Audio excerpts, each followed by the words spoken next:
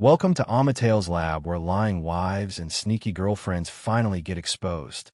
From girls' trips that never happen to coworkers who are a little too friendly, we break down every red flag, messy receipt, and suspicious text with humor, shock, and just a little bit of petty. Expect wild stories, dramatic reactions, and satisfying karma as the truth comes crashing through the door. If you love relationship tea, plot twists, and seeing players get played, this channel is your new home. Every single chaotic, jaw-dropping, binge-worthy episode. Hit subscribe and never miss a fresh dose of exposed cheating. Don't forget to check our previous stories. Let's get into it. When James and Brianna married, love felt like something you could touch. On Friday nights in Bronzeville, they would walk hand in hand past the brownstones, stopping for dessert at the same little bakery where the owner learned their names. James loved how Brianna laughed with her whole face, head tilted back, eyes closed like the world had never hurt her. At home, they played old R&B while cooking, brushing shoulders in their narrow kitchen, stealing kisses between chopping onions and tasting sauce. James used to think, quietly, that he had finally found peace. He did not know peace can be staged. Their routine was romantic in small, faithful ways. James woke first, every weekday, to the soft gurgle of the coffee maker and the scent of cinnamon he sprinkled into the grounds because Brianna liked it that way. He left her mug on the warmer, then kissed her forehead before leaving for work. Brianna, still half asleep, would reach for his wrist and murmur, "Be safe." He carried that phrase like armor through long meetings and crowded trains. Even on hard days, he came home ready to be gentle, because their marriage had taught him that tenderness was strength. They built a life that looked stable from the outside. A 2-bedroom condo near Hyde Park, weekend Target runs, holiday dinners with Brianna's mother, and late-night talks about having kids soon. James worked as a project manager for a construction firm and took pride in being reliable. Brianna worked in HR for a mid-sized company downtown and said her job was people first. James believed her. She knew how to read a room, how to soothe tension, how to make someone feel understood. That skill used to feel like a blessing in their marriage. Later, it became a blade. The first shift was subtle enough that James blamed himself. Brianna started coming home later, shoulders tight, voice clipped. When James asked what was wrong, she said work was a lot. He responded by doing more at home without complaint. Cooking, laundry, bills, grocery lists. When she forgot her mother's birthday dinner, James handled the reservations and the gift. Brianna smiled at the restaurant and squeezed his hand under the table, whispering, "I don't know what I'd do without you." He mistook that sentence for gratitude instead of dependency.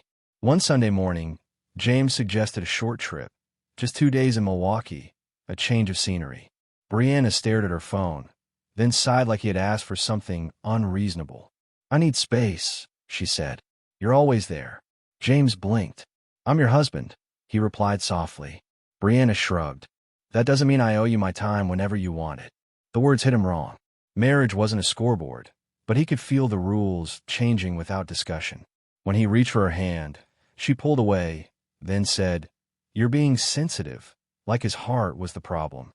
The gaslighting started like fog, thin at first, then everywhere.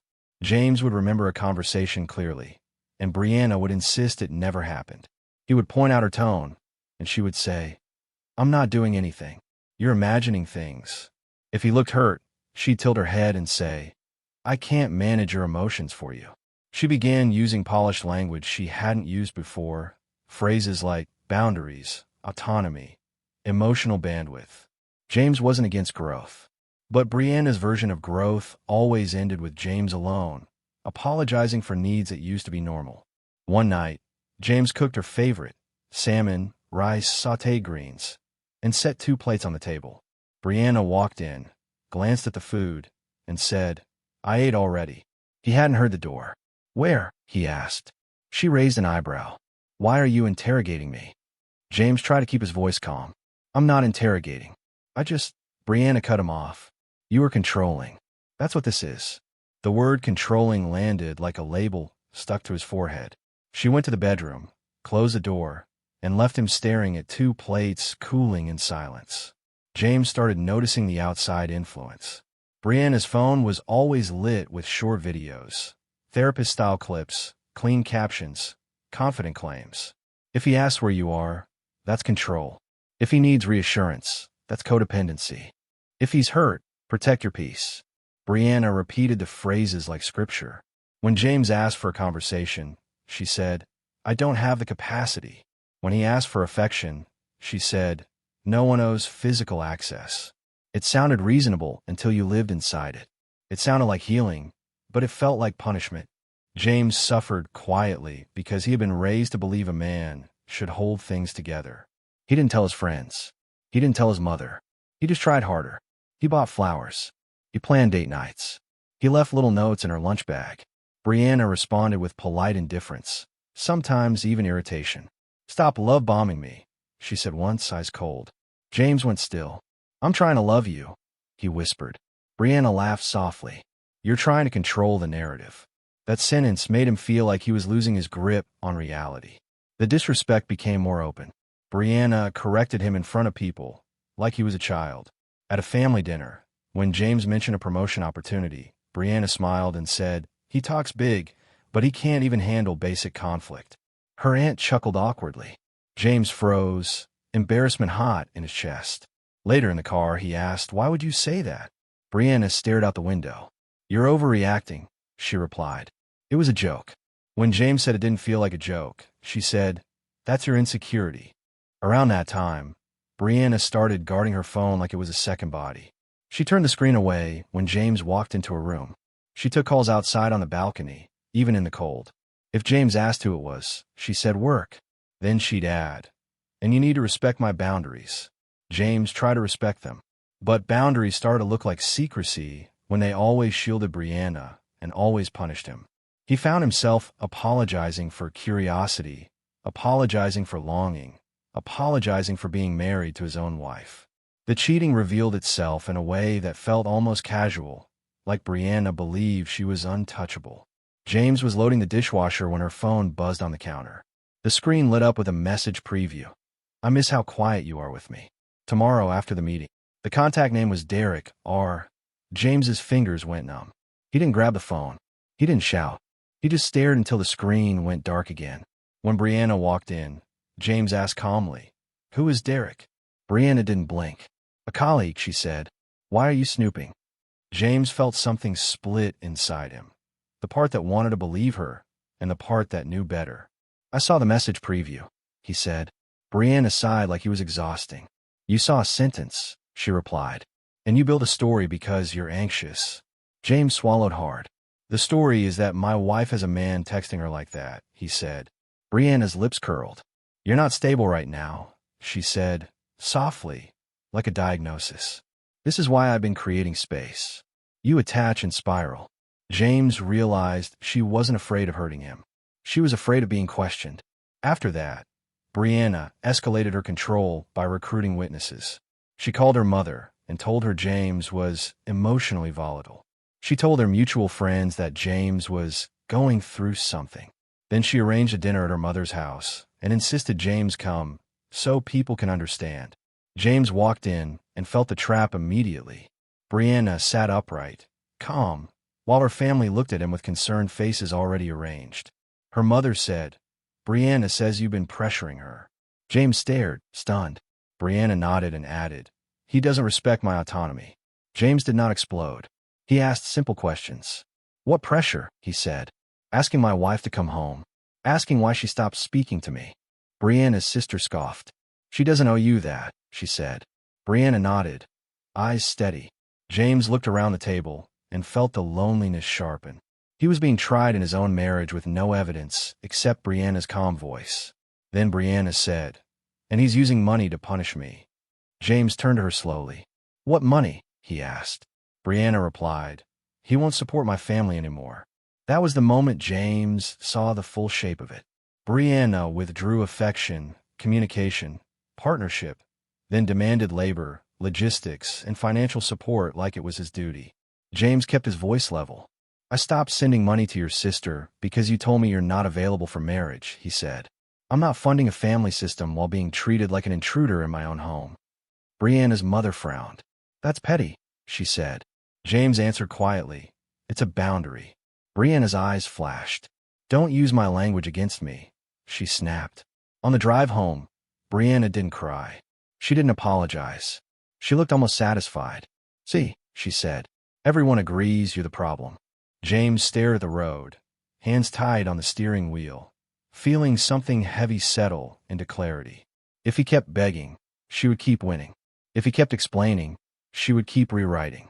James went home and sat in the dark living room, listening to the refrigerator hum, thinking about the man he used to be, romantic, trusting, generous, and how easy it had been for that goodness to be turned into a weakness. The next morning, James did not confront her. He did not rage. He began to protect himself. He opened a new bank account and redirected his direct deposit. He printed statements showing equal income and shared access. He saved screenshots of suspicious messages when he could. He wrote dates and summaries in a notebook. What was said, what was done, who was present. He called a lawyer for a consultation and asked, calmly, what protection looked like in Illinois. The lawyer told him, facts matter. Com matters. Documentation matters. James hung up and realized something painful. He had been trying to save a marriage that Brianna was using as a stage. Brianna noticed his shift immediately. When she asked him to transfer money to her sister, James said, "I'm not available for that." Brianna narrowed her eyes. "Excuse me." James repeated her own tone back to her. "I need autonomy over my finances," he said. "I'm finding myself." Brianna's face flushed with rage. "You're mocking me," she snapped. James stayed calm. "I'm applying the same logic you taught me," he replied. That calm infuriated her more than yelling would have, because she couldn't point to it and call it unsafe. She could only feel her control slipping. She retaliated by turning colder. She slept in the guest room. She refused to answer texts about groceries. She stopped doing anything that resembled partnership, then blamed James for the distance. "Look how detached you are," she said one night. James looked at her and replied, "You asked for space. I'm respecting it." Brianna scoffed. "You're withholding," she said. James let the silence sit. In his chest, pain still lived. Grief doesn't disappear because you man up. But alongside it was a new spine, a quiet refusal to be rewritten anymore. The plot twist didn't come from James catching them in bed. It came from Brianna's arrogance. One afternoon, while James was working from home, Brianna walked into the kitchen, picked up her phone, and put it on speaker without realizing he was there. A man's voice said, low and familiar, "Your husband still thinks he's your priority?" Brianna laughed softly. "He's manageable," she replied. "He just needs to be reminded of his place." James went perfectly still, blood roaring in his ears. The man chuckled. "After the conference, we'll talk about you moving closer." Brianna answered, "I'm working on it." Then she noticed James and froze. For a second, James thought he might break. Not from anger. Something worse. Humiliation. Brianna recovered quickly. "You were eavesdropping," she accused, loud and sharp. James stared at her. "You put it on speaker," he said. Brianna waved a hand. "You're twisting things," she replied. "This is why I can't be emotionally safe with you." James felt his own heart revolt at the phrase. He didn't argue. He simply said, "I'm done debating reality." Brianna's eyes narrowed. "Good," she said. "Then we can end this." She spoke like she had been waiting to discard him. Brianna filed first, expecting to control the narrative the way she controlled everything else. The petition framed James as emotionally neglectful and financially manipulative. She requested a condo and spousal support. When James read it, he felt sick, not because he feared the truth, but because he saw how easily lies could be typed into legal language. Brianna watched him read, face calm. "This is my truth," she said. James looked up slowly. "Truth is not a mood," he replied, voice steady. Brianna's lips tightened. "There you go," she said, always trying to sound superior. No remorse, even while trying to ruin his name on paper. The court process was brutal, not because James was loud, but because he was alone. Friends avoided him. One couple stopped answering his calls. Brianna's family acted like he was already guilty. At work, James smiled through meetings, then sat in his car afterward shaking. He stopped eating full meals. He slept in fragments. He replayed the early days of their marriage like a movie from another life. On his worst nights, He stared at the ceiling and wondered if he had ever been loved, or if he had simply been useful. Brianna, meanwhile, walked around calm and collected, like his suffering proved her point. James's revenge started as restraint. He did not post online. He did not drag Brianna publicly. He did not threaten her new relationship. He let the system do what it does when facts are organized. His lawyer filed responses with documentation, income records, shared account access, timelines of transfers, and, most importantly, evidence of Brianna's coaching and coordination. The twist was that James wasn't the only one documenting. Derek's wife, Alicia, had discovered the affair too, and she was furious in a quiet, focused way. She contacted James's attorney with proof that made the story impossible to spin. On the day of mediation, Brianna arrived with her mother and sister like backup.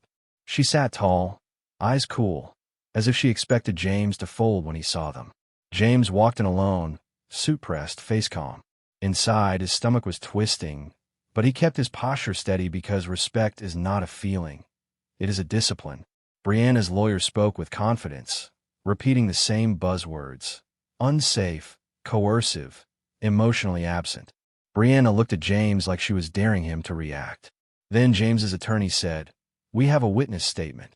Brianna's expression barely changed. "From who?" she asked, bored. Alicia walked in. Not dramatic, not screaming, just composed, eyes clear, holding a folder. Brianna's mother sat up straighter, confused. Brianna's sister's eyes widened. Alicia introduced herself as Derek's wife and placed printed messages on the table, along with hotel receipts and a timeline. Brianna's face hardened. "That's not relevant," she said quickly. Alicia looked at her with disgust and replied, "It's relevant when you're claiming your husband is the problem while you're sleeping with mine." Brianna did not apologize. She did not look ashamed. She leaned back and said, "Your marriage is not my responsibility." The room went silent. The mediator's tone shifted from soft to firm. Brianna's financial demands suddenly looked like what they were: strategy. Alicia's evidence also triggered something else. Derek and Brianna worked at the same company, and the relationship violated policy. Alicia had already filed a complaint through the proper channels. Within weeks, Derek was terminated quietly, and Brianna was placed under investigation. Brianna called it unfair. She called it misogyny. She called it retaliation. She did not call it consequences. James didn't celebrate publicly. He simply watched the narrative collapse under its own weight. The respect Brianna tried to strip from him returned, not through noise, but through truth.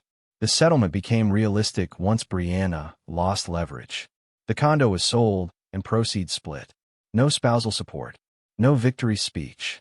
Just paperwork that protected James from being financially drained. Brianna left the marriage angry, not remorseful. She told people James was cold. She told people he changed.